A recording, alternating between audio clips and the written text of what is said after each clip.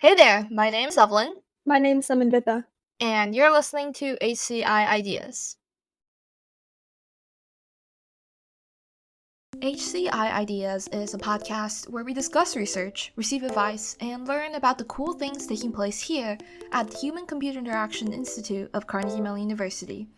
The guest of today's episode is Professor Jason Hong, and we'll be talking about combining research with industry, the evolving cybersecurity threats, and his experiences with startups, including his own successful venture with Wombat Security.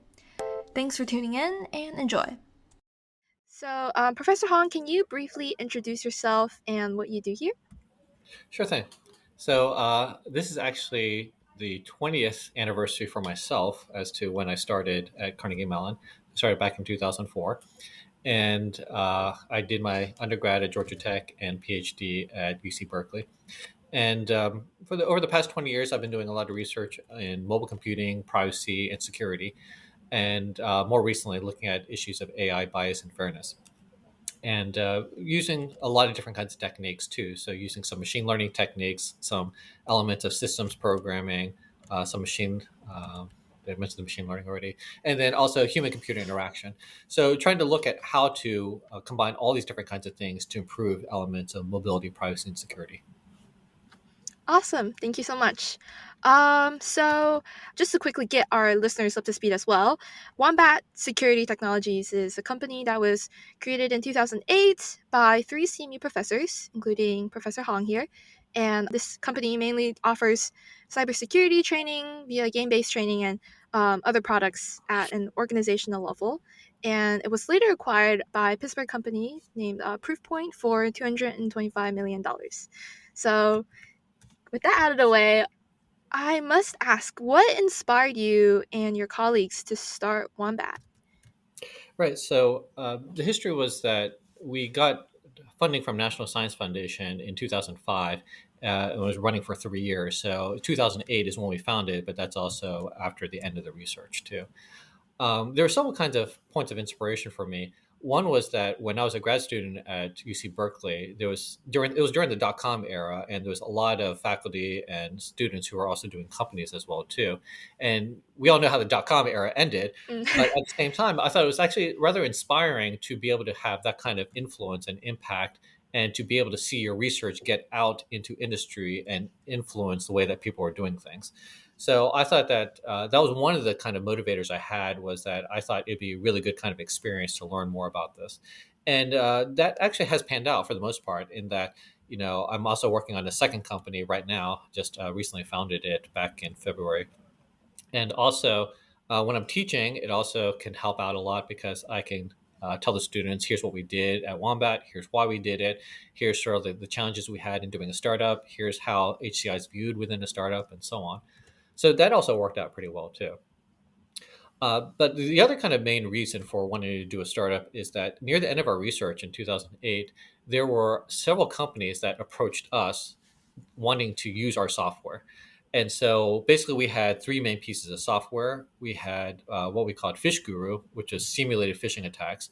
We, as the good guys, might send simulated phishing to other people, to organizations, and with their permission, of course, and see if they fell for it. And if they did, then we would do just-in-time training. So we would show people, you almost fell for a scam. Here's what happened. Here's why it's important. Here's how to avoid it in the future.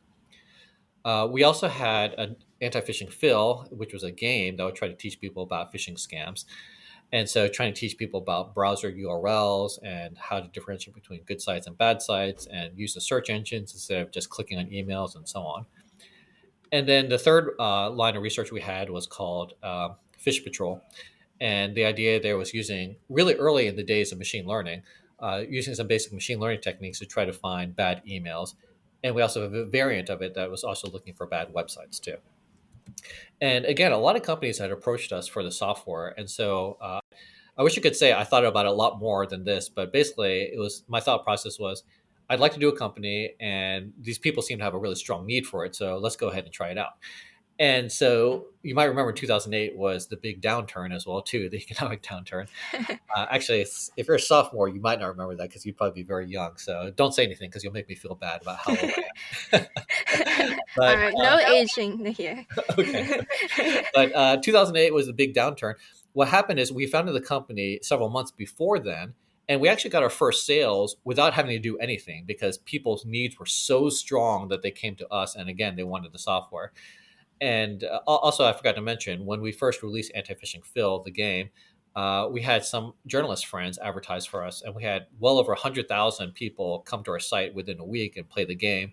We even had government agencies and companies direct their employees to our site as part of their training. And so that led us to think that there was actually a business opportunity here. And so then we also got our first customer, which was the Department of State, without even doing any kind of advertisement. And so I thought, oh, this is going to be really easy. And then 2008 downturn happens, and it's like, oh, this is going to be really hard. So that's sort of like the brief origin story of Wombat Security. Awesome. Um, let's see. Just a quick side tangent here. I was wondering why wombat? Why not any other like animal? Yeah, yeah. I can't find the list of original ideas we had for company names, but eventually we went with Wombat because we liked weird animals, and Australian animals are pretty weird and cool. Uh-huh. And it's also just sort of been funny that a lot of the companies I've been affiliated with also have some animal names. In fact, like the new company I'm working on is called Fugu UX, where Fugu is the blowfish, and it looks sort of cute and puffy. Mhm. It also turns out, in fact, let me grab this right here. One thing that's nice about having animals as logos is that you can turn them into plushie toys. So here's like a plushie Oh, wombat. So that makes a lot of sense. All yes, right. so I'm hoping that we can do the same with the fugu as well too. So it makes it good for giving away toys at conferences and all. Yeah, good marketing. Yeah. Awesome. All right. So I know obviously Wombat it's very much involved with CMU given how, all of its founders were all CMU professors. And so I was wondering, how involved was CMU in your startup process? Oh yeah. So because all the faculty who were involved with the founding of the company were employees of the university, and we had also done the research through the university. That means that we had to go through the tech transfer process, which means that Carnegie Mellon took like 6% of the company off the bat. And so back in the day, that was actually considered a pretty good kind of deal. These days, maybe not so much, but it was really helpful because not only did were we able to use Carnegie Mellon facilities before we commercialized. We were able to use our facilities to do the research and to de-risk things, and also to get the Scilab, which is the organization for doing security here at Carnegie Mellon. Some of their admins were helping us, again before we commercialized, making contacts and other kinds of stuff too. So that was actually really helpful. And then Carnegie Mellon itself gave us like tens of thousands of dollars. I won't give the exact amount, but orders of tens of thousands of dollars to get started. So that was also really helpful. And then eventually we raised some early funding from Idea Foundry, which is just down the street from Carnegie Mellon. And they also gave us office space, which is really helpful. And then we got some more funding from Innovation Works, another local organization. Both Idea Foundry and Innovation Works, their job is to create more jobs in Western Pennsylvania. So it was actually rather easy to get some funding from them. And then we went through Series A funding, and then also later on Series B funding. In total, we actually raised very little money. I forgot the exact amount, but it was less than $10 million total. And so that means that basically everyone affiliated with the company, all the early funders, the early employees, Carnegie Mellon, uh, came out with a lot of money. So, one thing I also emphasize when I'm talking about this in classes is that I felt like with Wombat Security, we had a lot of fun doing it. We created really great products. We helped protect a lot of people around the world. We did it in an ethical manner, and also we also made a lot of money off of it too. So I feel like it was a win across the board. Mhm. I'm also only half joking when I say that people at Carnegie Mellon like me a lot more than they used to because CMU did make a lot of money off of us too. Yeah. So on a more personal note, how was the transition like? From being a professor who's mainly teaching and doing research to kind of focusing more so on your startup, and how did you adjust? Yeah. So when I first did the company, I had never actually used my teaching release. So you might not be familiar with this, but when you're a new faculty, usually you get one semester or one quarter off from teaching where you can spend that time on research. I had actually never really used it. I decided that it'd be better for me to just start teaching off the bat because, when I'm new at a university, I didn't really know anybody, and I thought it'd be a good way just to get the research jump started by just doing some more teaching. And there's also been times where I had double upped on teaching too. So that means I was teaching two classes in a semester. I was teaching an extra class on top of my regular teaching load on usable privacy and security. Mhm. And so that earned me a lot of goodwill with my department head at the time. So that was Dan Swark. And so I asked him, would I be able to use the teaching release now? And he thought it would be perfectly fine, given all the extra teaching I had done, and since I had never used the teaching release. So that was actually pretty helpful too. Um, I'm not sure if that really answered the question. In fact, I really No. forgot what the question was. No, I think that answered my question perfectly. Thank you very much. And at least from my understanding, among the top CS schools, for example, like CMU, MIT, Stanford, whatever, it would seem like CMU, it's more focused on the theoretical and like kind of research aspect of computer science, whereas there's a lot more of a startup culture. At least it's a lot more encouraged. I think it would be in like West Coast schools. As someone who kind of dabbled in, or not dabbled, completely just aced the startup idea, do you have any advice for students of CMU who are looking to do like entrepreneurial ventures or similar things like that? Yeah. First, I think that your assessment that these West Coast schools are probably more entrepreneurship oriented. That's definitely true at Stanford, maybe moderately so at MIT and at Berkeley, and less so, unfortunately, at CMU. I sort of wish that there was more of a kind of startup culture. I would probably say that Stanford probably is too much on that side Hmm. because all the students are thinking, well, I wouldn't say all the students, but it just seems to be something in the water there. And a lot of the startups or a lot of the students are thinking about doing one of those or joining one.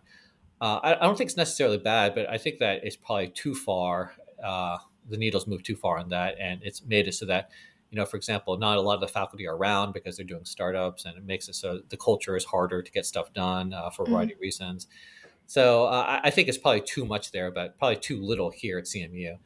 Because I wish that we had more experience in that, and I wish we had a more industrial base, and I wish that we had more VCs and executives, and more tech transfer and other kinds of stuff.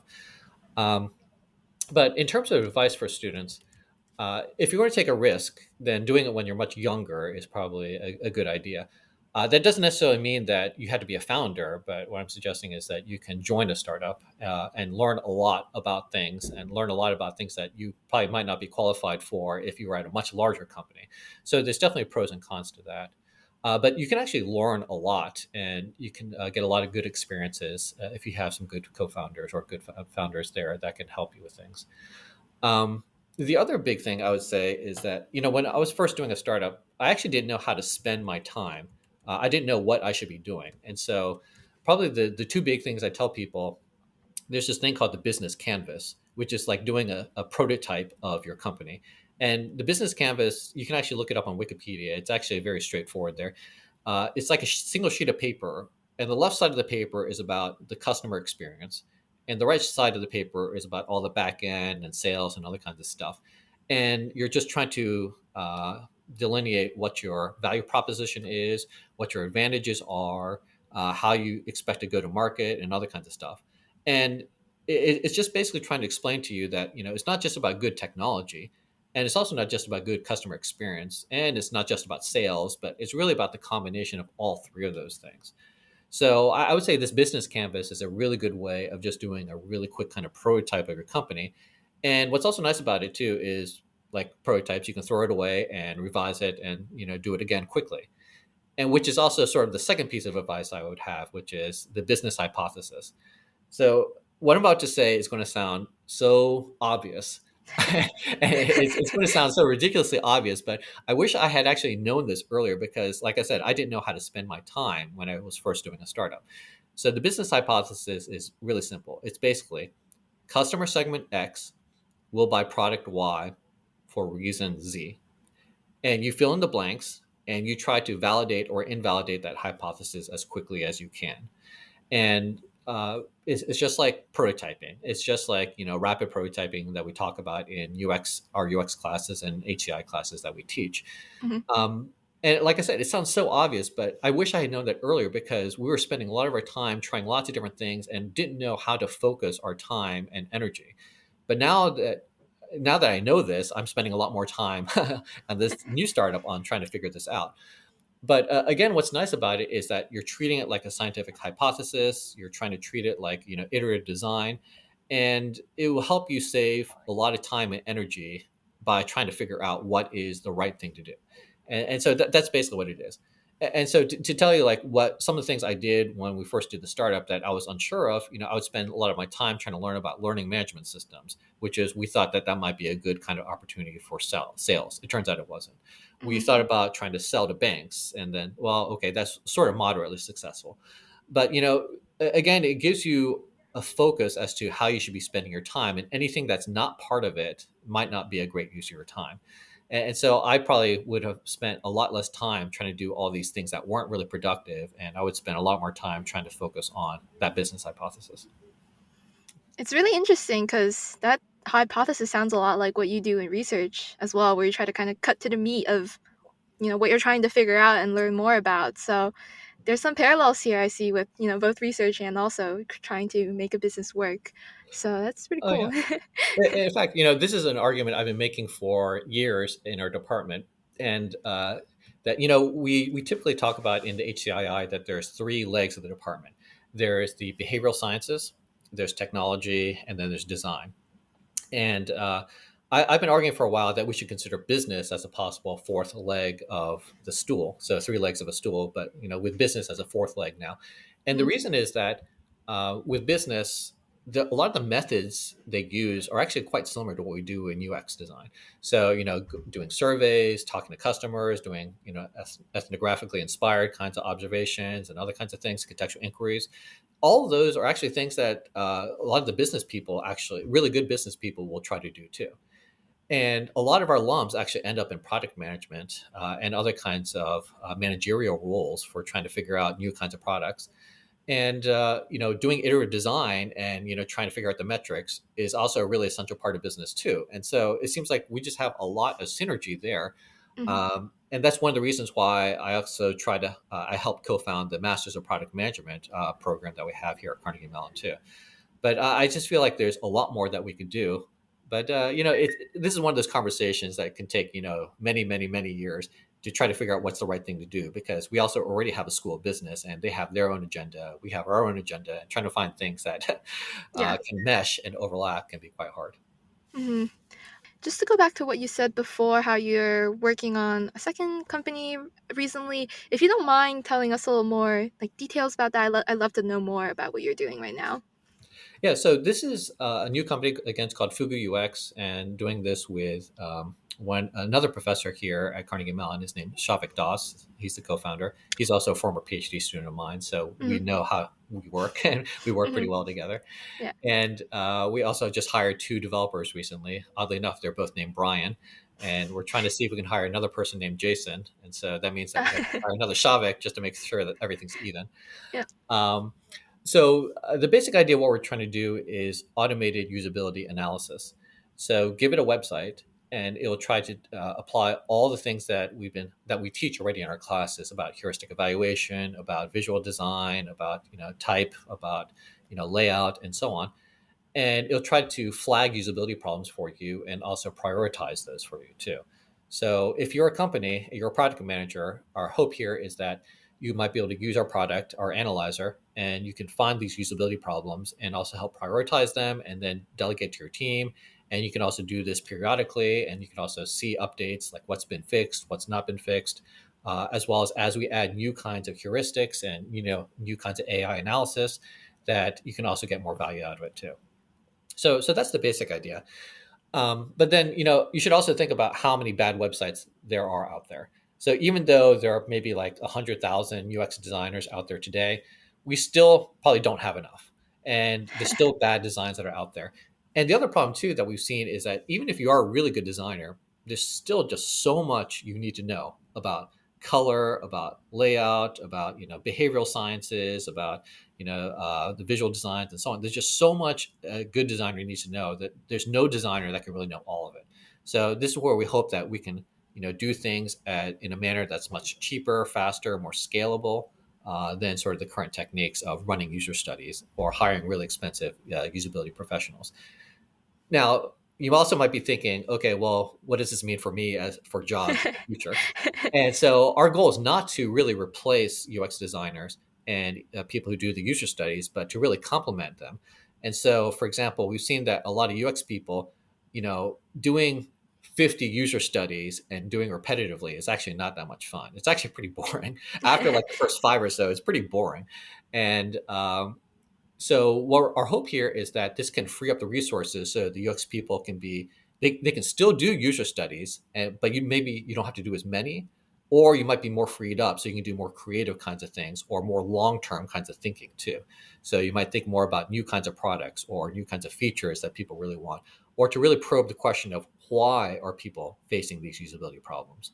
So, Mhm. one common thing I hear from a lot of my colleagues is that they can collect lots of data about usability problems, but the insight about why they're facing these problems is not always clear. So our hope is that we might be able to address some of those issues, but then it's really up to the UX people to try to figure out the deeper issues of why people, maybe why they're not clicking on this button or why they don't understand these new features. That's great. I mean, I'm not looking to be a UI UX designer, but I think even as an outsider, that sounds like a very useful tool to have. All right, then. So that's our segment about your companies and kind of startup part of your experience. So we're going to kind of pivot more into your research, specifically on privacy related and phishing related issues. Whenever we think of the word cybersecurity, I think we have this conventional idea of like a hacker sitting behind a computer, typing away with like a black screen. But I think one aspect of phishing and maybe even cybersecurity overall is just how the psychological aspect is often overlooked. At least that's what I was thinking before getting to know more about this field. So, do you have anything to say about that, or would you agree with that? Yeah, I think Albert Einstein had a quote along these lines. I'm not going to quote him perfectly here, but that the old ways of thinking won't be able to help us solve the new problems that we're facing. And so, we've already tried, lots of programming language techniques or new kinds of, access control techniques and so on. And what's funny about that, and there's also all these people looking at zero-day attacks and malware and so on. But if you look at the data as to how data breaches happen, almost all of them happen because of some kind of human failure. So it might be that someone plugged in a USB stick that they shouldn't have, or they clicked on an email link they shouldn't have, or they went to a bad website and clicked install because they fell for one of these malware things, fake advertisements or you've probably seen these fake antivirus scans on a web page before. So that's Yeah. basically an example of that. And so our philosophy here was basically threefold in this research of usable privacy and security. One is that we should try to make security invisible where possible. Okay, so users don't have to do anything differently. But that doesn't always work 100% of the cases. So the next failback or the next fallback case would be you try to have better user interfaces. So you try to explain to people, here's what's going on, or you try to simplify the user interfaces so that people don't need a PhD degree to understand things. Mhm. And then the third case, because that doesn't always work, is you need to train people. So you need to teach people about what the security attacks might be and how to avoid them. So if we apply this to phishing, I think this actually makes a lot of sense. You should try to prevent as many of these phishing problems by eliminating it and filtering it and taking down the bad websites. Okay, I think no one would disagree with that. Mhm. And then we should have better interfaces that can help try to train people or teach people. It's like, hey, this is an email from someone you've never seen before, right? Even though it has a name that you might recognize, it's like this is a new person that is outside your organization. Mhm. And then the third one would be you should also teach people about the basics of phishing and make sure they understand who might want to try to attack them, why, what they're trying to accomplish, and so on, and how to avoid or identify and avoid these kinds of phishing attacks. And I think this kind of three pronged philosophy is a pretty good one. I think it generalizes to lots of these issues in privacy and security. But the other part of your question about psychology, I think, is a really good one because that was the basis of another major line of research that our team had, which is we called it social cybersecurity. We only half jokingly said, well, social security is already taken, so let's use social cybersecurity. Mhm. And we're looking at the huge body of literature in social psychology in particular about how you get people to change their behaviors. And in fact, the origin story of this research is actually pretty funny because this line of research actually happened because of a conversation I heard at Wombat Security one day. And so we had two women talking to each other. And I was sitting next to them, so I could overhear what they're saying. And one of them said something along the lines of, "Oh, did you hear what happened to Bob? He fell down and broke his laptop, and now he can't get access to his data." And then the other woman said, "Oh, I'm going to back up my data right now." And I thought, "Oh, that's actually interesting. There was a social interaction that led to a behavior change that we would consider to be a positive kind of interaction with respect to cybersecurity, because backing up your data is usually considered a good thing." And then it just struck me. This was like a huge light bulb idea moment, which is, hey, wait, I have a whole bunch of colleagues in my department who look at behavior change using social psychology. And then it's like, hey, wait a second. We could apply this huge body of knowledge that they've been looking at. They've been looking at things like Wikipedia, how do you get people to contribute and better quality content and other kinds of stuff. How do we apply all that huge body of knowledge to cybersecurity? And so this led to a new line of work where we, again, social cybersecurity, where we were looking at things like social proof.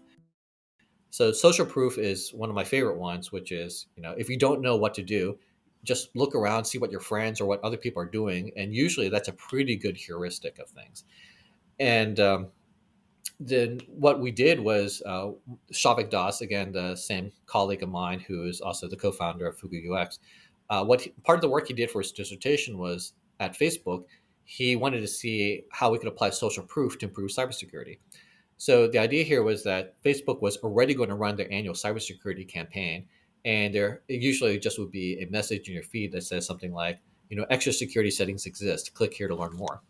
So Shavik actually tried lots of variations of this. So it'd be things like 180 of your friends use extra security settings. Click here to learn more.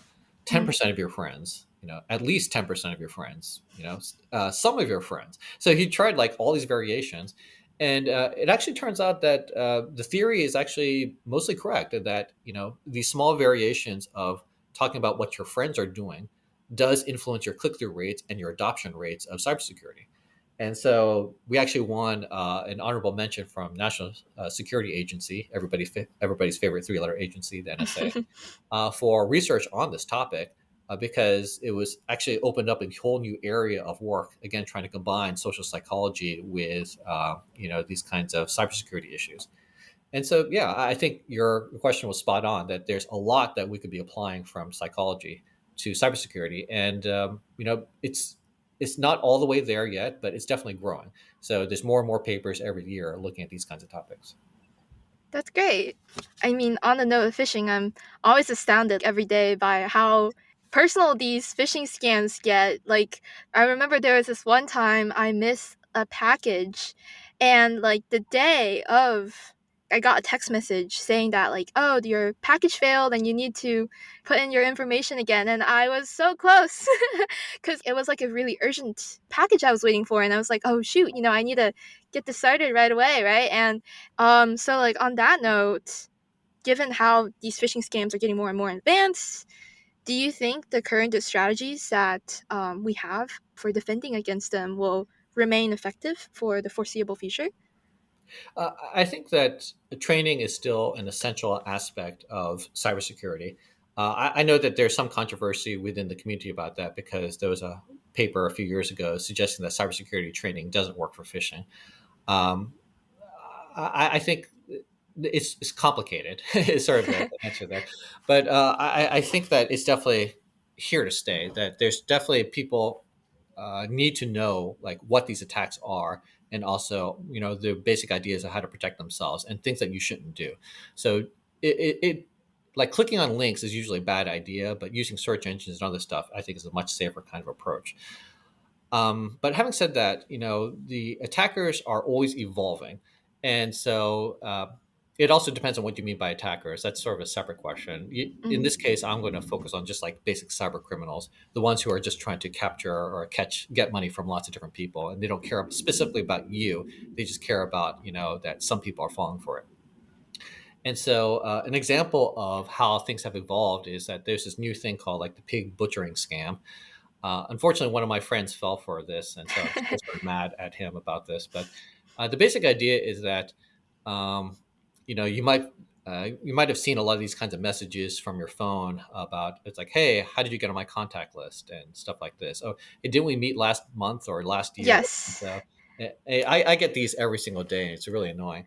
me too. And the idea behind it is that they're just trying to start a conversation with you, and then they're trying to gain your trust over time, and then eventually they're going to start mentioning Bitcoin, and then they're going to start mentioning, oh, I heard about this new kind of investment for Bitcoin where you can double your money really fast.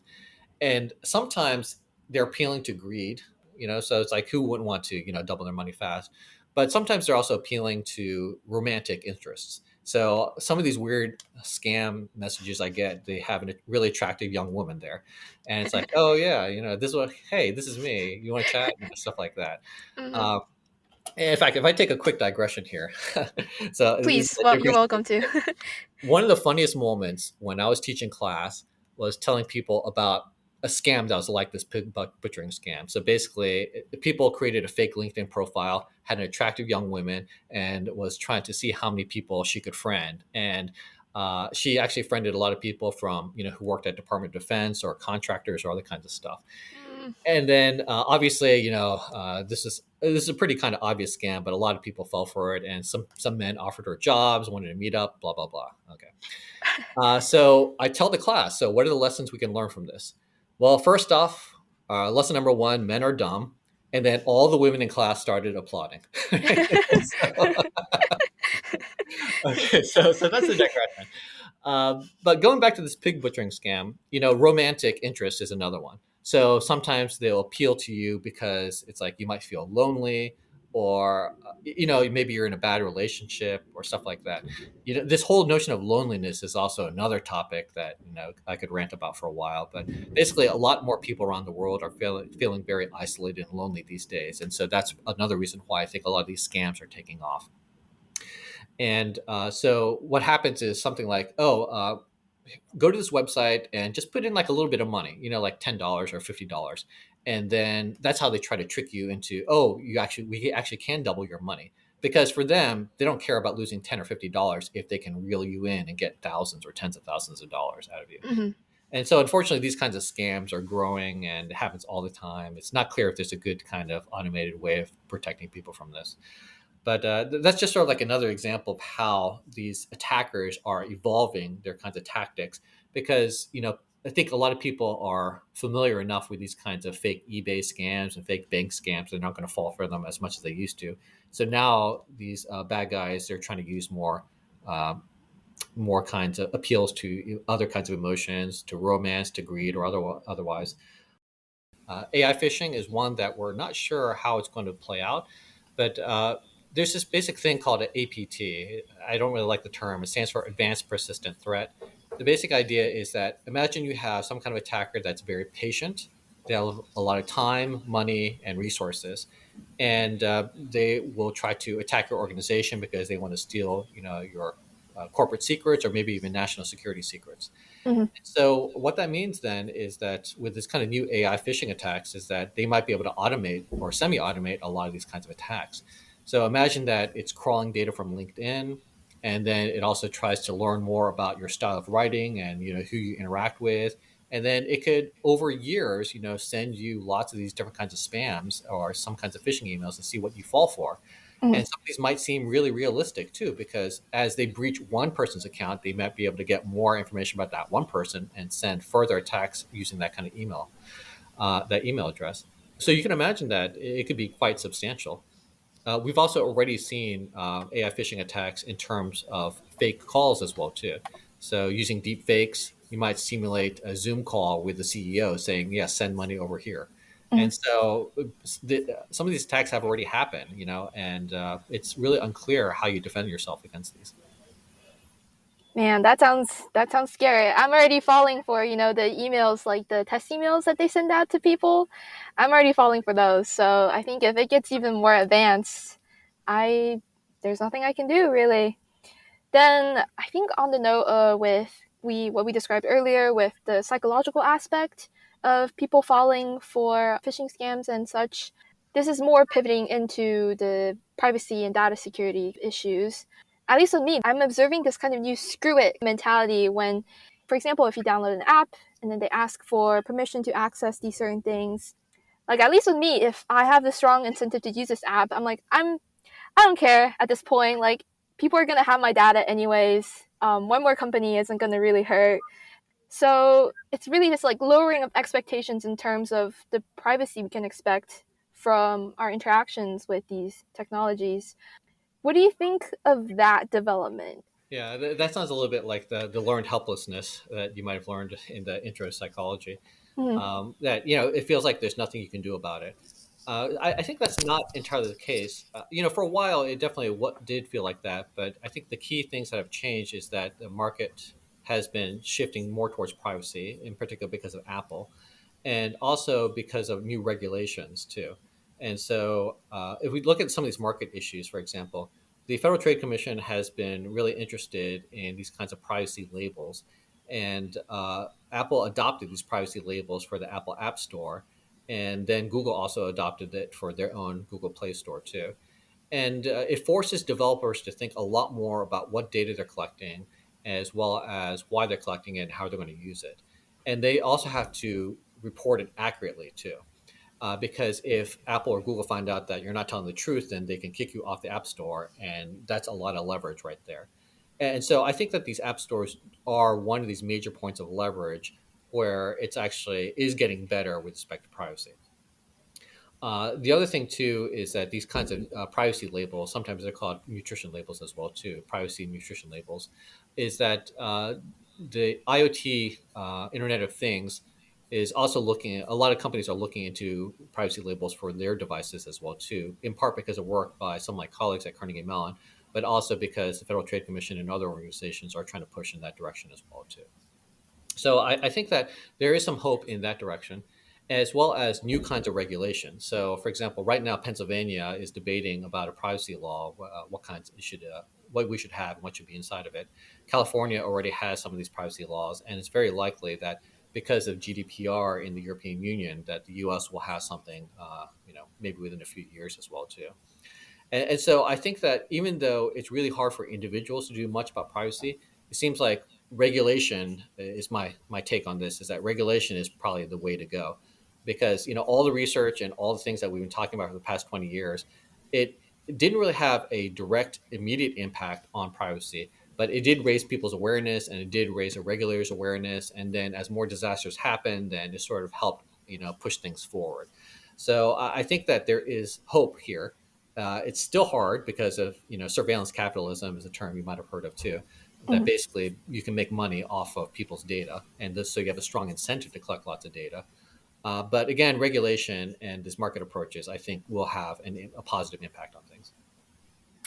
It's really good to hear that companies and also government entities are taking on more of a responsibility in making sure that their customers are protected and that it's not all just the users who have to really fend for themselves. So I don't want to take up all of your time. We're approaching the end mark. So I'm just going to close off with one last question, kind of more of an broader. It's a very packed question. I know some professors have taken a few minutes to kind of answer that, but we've had 30 years so far with HCI. But where do you see, both as a department and also just the field overall, you can kind of pick and choose which one you want to comment more on. Where do you see the next 30 years headed? Yeah, well, that is going to be a really hard question. Yeah. Uh, I think it was a famous baseball coach named Yogi Berra who had all these funny kinds of quotes, and one of his famous ones was, "Predictions are hard, especially about the future." I mean, some things are going to be easy to predict. That things computers will get faster, cheaper, smaller. That part's easy to predict. The harder part to predict is what happens to people afterwards too. So who could have imagined that with smaller things like smartphones and all, that it could lead to things like Uber and Airbnb and other kinds of stuff. Or that you could use your smartphone to actually order food at a restaurant, and you don't even have to have menus, or maybe not even interact with a waiter. So Mhm. it's pretty crazy to think about how this one device has actually had that much kind of impact on things. Um, I think I think what we can draw on from historically, HCI is going to continue to grow. HCI and UX is going to continue to grow. There's going to be more professionals. There's going to be more need of things. AI is going to be clearly going to have a profound impact on our field. It's just sort of unclear exactly how yet. There's going to be a lot of people overpromising things. There's going to be lots of crazy ideas, and eventually things are going to settle down into what's known as a dominant design. And so, what I mean by dominant design is that before the Apple iPhone came out, people are trying hundreds of different crazy ideas for smartphones, and then once everybody saw the iPhone, it's like that's clearly the right way to do it. And then all these crazy ideas died off, and now we have sort of like a really common way of doing things. We're sort of in the early crazy, chaotic stages of virtual reality, autonomous vehicles, even like smart homes and other kinds of stuff too. So we're definitely going to see an explosion of ideas and crazy new interactions and so on. And eventually, once those dominant designs come out, then it's going to settle down. But what exactly is going to be and how it works, I think is going to be really unclear. What history does tell us is that it's unlikely that the previous winners will be the next winners too, for Mhm. a variety of reasons. So even though Apple, Google, Microsoft, and so on are dominant right now, it's unlikely that they will be the ones that invent this next round of things. Um, let's see, what else can we guess from? So yeah, HCI will expand. Dominant designs will come out, but we're not sure what they're going to be like. And also, dominant designs are only obvious in retrospect. You can never really say we're going to do this dominant design. So Yeah. after everybody has tried lots of crazy things, then it's like, yeah, that's the right way to do it. Let's see what else. I think that HCII, our department, is also going to continue to dominate a lot of research too, because our size and also innovation that we've consistently had. We're the first ones to have a PhD program in HCI, a master's program, an undergrad. Now, maybe I think we might even be the same one as a single undergrad major for HCI as well too. We also our impact across the campus has been pretty tremendous in terms of the HCI minor. I think it's the most popular minor overnight once we rolled it out. Also, the number of students who want to take our courses. So I think that part is also going to be pretty clear as well too. And given the size of HCII, I think it's very likely we'll continue to dominate in terms of the research and education side of things as well too. But that doesn't mean we should be complacent. Mhm. That's Yep. also the other thing we also have learned from history, especially in businesses, is by the time you realize that you're falling behind, usually it's too late to do anything about it. Mhm. So that's the other thing. So continuing to hire really great people and getting really great PhD students, master's students, and undergrad students is also paramount too. Um, so that's a really long-winded answer for I have no idea what the future is going to be.